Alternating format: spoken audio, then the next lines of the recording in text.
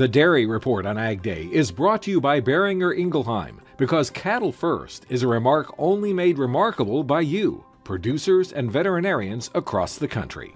The latest Cattle on Feed report offers up some surprises for both beef and dairy producers. USDA putting cattle and calves on feed at 12 million head. That's 2% higher than May of last year. It's also the highest May 1st inventory on record. Now, the market had expected a 1.3% year-over-year drop. Feedlot placements totaled 1.81 million head, down just under 1% from 2021.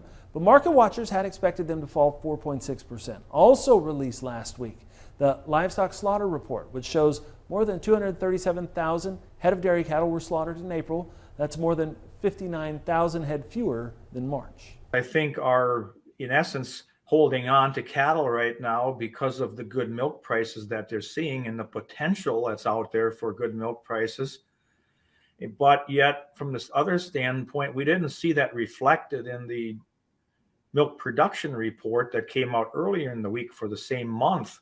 An update on a story we've been following for a while now about a New Mexico dairy producer forced to euthanize thousands of cows due to PFAS contamination.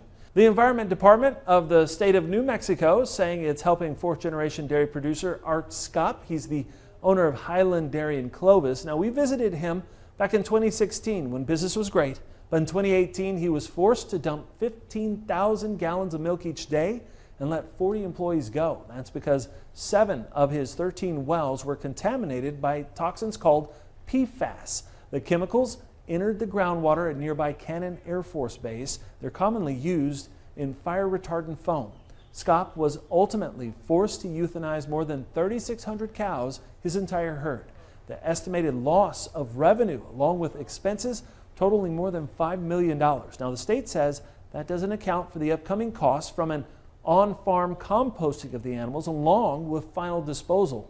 The state's Environment Cabinet Secretary putting the blame on the Department of Defense, saying rather than taking responsibility for the pollution, it put a family farm out of business and is forcing the people of New Mexico to pay for the cleanup. Now, he says they are helping Skopp manage the cow carcasses as hazardous waste.